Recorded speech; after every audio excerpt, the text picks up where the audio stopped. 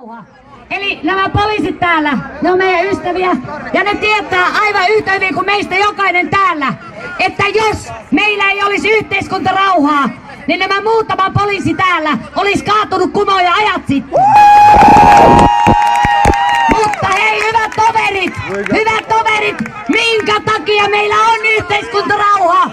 Sen takia uskomme, että me voimme vaikuttaa. Ja jumalauta, siinä vaiheessa kun se usko loppuu, niin nämä herrat, nämä poliisit täällä, ne eivät seiso noilla rappusilla, vaan ne ovat siellä teidän joukossanne.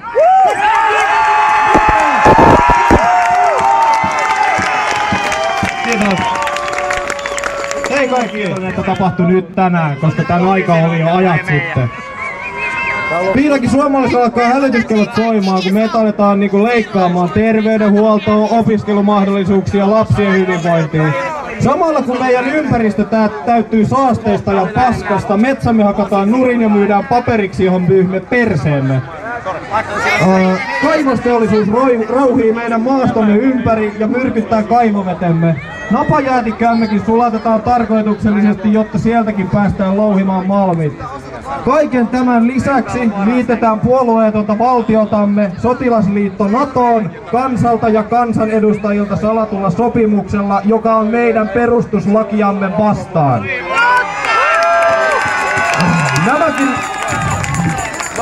Nämäkin ovat vain pieni osa kaikesta, mikä on huonosti.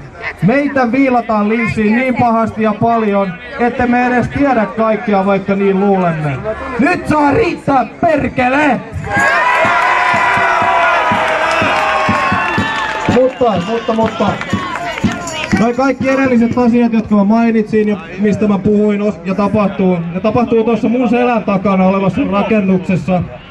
Ja se on todella törkeää maanpetturuutta ja itsekkyyttä niillä, jotka siellä istuu. Ne ajattelee vaan omaa napaansa ja mitä niiden tilipussi sanoo. Oikeesti se ei voi mennä näin. Mutta mä en haluaisi kuitenkaan puhua asioista, jotka on perseellään, koska ne on jo käytännössä historiaa, koska me ollaan täällä tänään.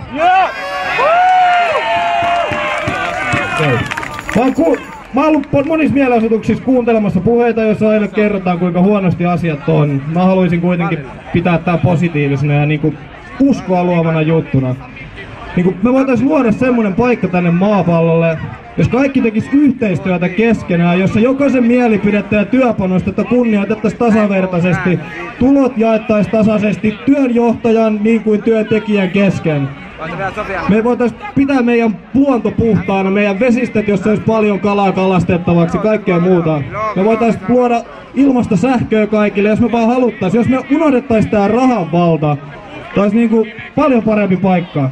Tasa-arvoinen yhteiskunta olisi mahdollinen luoda, jossa iloiset, surulliset, laihat, lihavat miehet, naiset, homot, heterot, mustat, valkoiset, suomalaiset, venäläiset eläisivät kaikki sulassa sovussa ja yhteistyössä.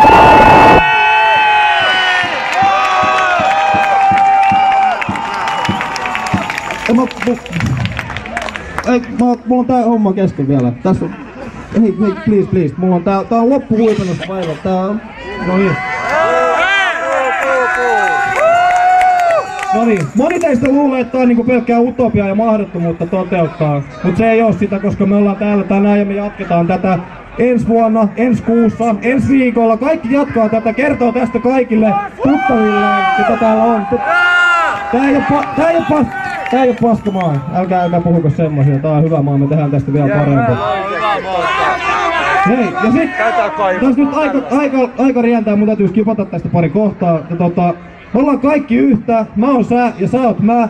Yksi on kaikki ja kaikki on yksi. Yksi kaikkien ja kaikki yhden puolesta! Kiitos, rauhaa, rakkautta ja rohkeutta kaikille! Peace out!